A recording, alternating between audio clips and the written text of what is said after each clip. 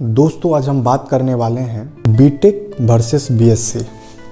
यानी आप 10th 12th पास कर गए हैं तो बहुत सारे बच्चों का कन्फ्यूजन रहता होगा कि क्या हमें बीटेक करना चाहिए या बीएससी करनी चाहिए, दोनों में क्या अंतर है। मैं बता दूं दोस्तों, दोनों अपने अपने जगह पे सही है। बीटेक हुआ फुल्ली प्रोफेशनल कोर्स इंजीनियरिंग के लिए और बीएससी हुआ आपका नॉर्मल सा साइंस सब्जेक्ट के लेकर के आप ग्रेजुएशन करते हैं, ठीक है। और आप बीटेक यदि करते हैं तो वहाँ पे आपको अच्छे खासे अमाउंट उस कोर्स की पेड करनी पड़ती है। वहीं आप बीएससी करते हैं तो वहाँ पे आपको उतनी अमाउंट नहीं लगती है, बिल्कुल ही कम फी में आप ये कोर्स कर सकते हैं। बीटेक यदि आप करते हैं तो आपको 4 साल लगेंगे, लेकिन बीएससी आप करते हैं किसी भी सब्जेक्ट से तो आपको 3 साल लगेंगे। मैं आपको बता दूं कि अब बीटेक करने वाले भी जिस लेवल के सैलरी ले रहे हैं, यदि आप बीएससी भी अच्छी तरीके से करते हैं तो आप भी उस लेवल की सैलरी ले सकते हैं। ऐसे ऐसे जॉब हैं, इसमें कोई दुराई नहीं है। लेकिन सिनेरियो अभी ऐसा चल रहा है कि जितने स्टूडेंट बीएससी करते हैं वो प्रायः उतनी अच्छी से पढ़ाई नहीं करते हैं, कंसर्स हो गए, जिस कारण से उनका डिग्री सिर्फ एज ए दिखावे का होता है, ना कि कुछ काम का होता है।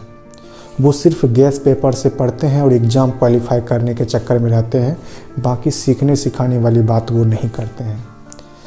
लेकिन बीटेक जब आप करने जाते हैं कॉलेज में तो वहाँ पे इतने सारे एग्ज़ाम होते हैं और आपके पैसे भी खर्च हो रहे होते हैं, तो वहाँ पे लोग प्रायः ऐसा नहीं करते। वहाँ पे सीखने की बात होती है, जिस कारण से वो बच्चे जिस फील्ड के लिए जिस मकसद से उस कोर्स को करने जाते हैं उसमें वो कामयाब होते हैं, ठीक है दोस्तों। अब मैं बात करता हूँ कि यदि आप बीटेक करते हैं, यदि आप सरकारी कॉलेज से बीटेक करते हैं तो आपको कम फ़ी में आप बीटेक इंजीनियरिंग कर सकते हैं। वहीं यदि आप प्राइवेट कॉलेज से करते हैं बीटेक तो वहाँ पे आपको ज़्यादा फ़ी लगती है। अब कितनी लगती है ये भी मैं एक अप्रॉक्स अनुमान आपको बता देता हूँ। यदि आप सरकारी कॉलेज से करते हैं तो ये कोई समझ ले 30 से 40 हज़ार या 50-60 हज़ार इस तरह के पर सेमेस्टर फ़ी आपके लग सकते हैं आपके बीटेक में।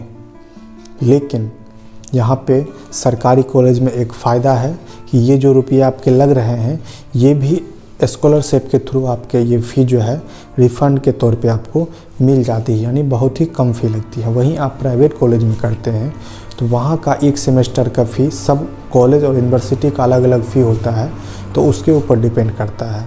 तो यदि आप बीटेक करने जाते हैं तो एक सेमेस्टर का फ़ी आपको 40 हज़ार, 50 हज़ार, 60 हज़ार, 80 हज़ार, इवन तो 1 लाख प्लस भी एक सेमेस्टर का फ़ी होता है। सारे कॉलेज के अपने अपने होते हैं। तो आप इस अनुमान से आप जोड़ सकते हैं कि बीटेक आप करते हैं 4 साल समय लगता है, 8 सेमेस्टर का एग्ज़ाम होता है, उस हिसाब से आपके कितने फ़ी हुए। इसके अलावा यदि आप बीटेक करते हैं तो वहाँ पे आप हॉस्टल भी लेते हैं तो उसके भी फ़ी होते हैं। तो आप इन सारी चीज़ों को जोड़ सकते हैं कि आपके कितना खर्च आएगा उन 4 साल में। लेकिन बीएससी लोग प्रायः अपने रीजनल जगह से करते हैं, जहां उनका घर होता है, आसपास के जगह में जो डिग्री कॉलेज होते हैं वहां से करते हैं, तो बिल्कुल ही कम खर्च में वो बीएससी की डिग्री ले लेते हैं, पढ़ लेते हैं। और वहां पे मिनिमम आपको ये कोई समझ लीजिए मतलब तीनों साल मिला करके 10-15 हज़ार इस तरह के रुपये लगेंगे। वहाँ पे सिर्फ आपको एडमिशन रजिस्ट्रेशन चार्ज, उसके अलावा बस एग्ज़ाम फ़ी लगते हैं कॉलेज में, और कुछ खास लगता नहीं है बीएससी करने में, ठीक है मेरे दोस्तों।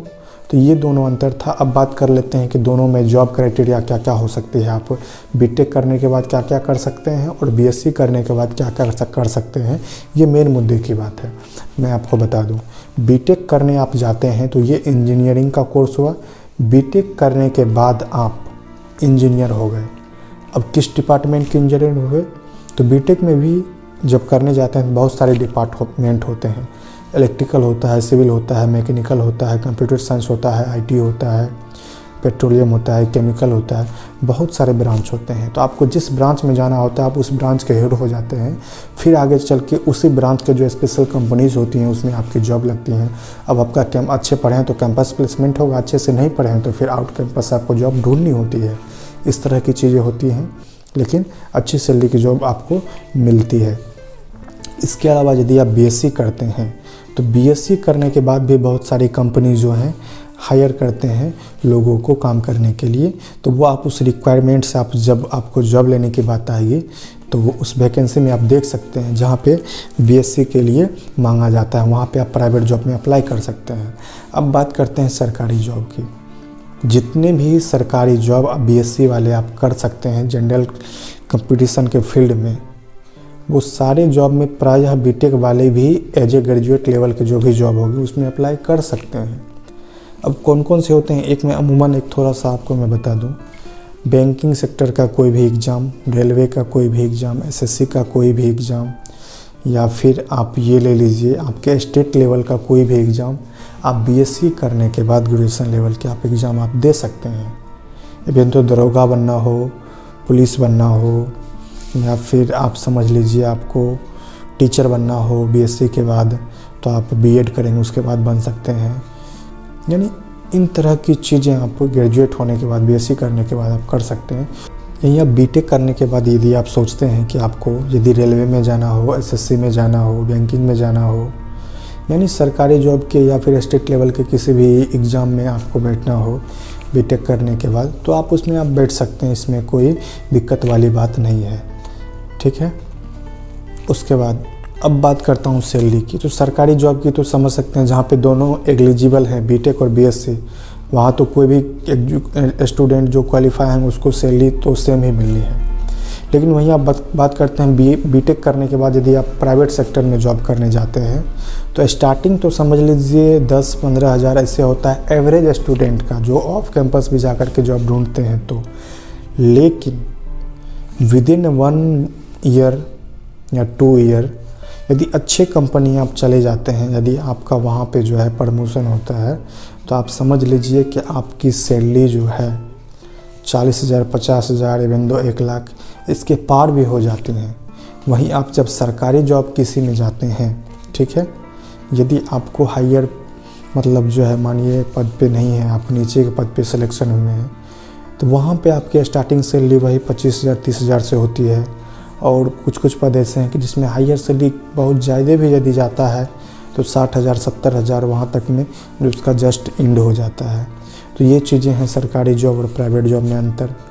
बाकी वहाँ पे दोनों जगह पे क्या क्या काम करना होता है वो तो आपको डिसाइड करना होगा कि आप किस फील्ड में जाते हैं, उसके ऊपर आप समझ जाएंगे कि आपको कितना काम करना होता है दोनों फील्ड में।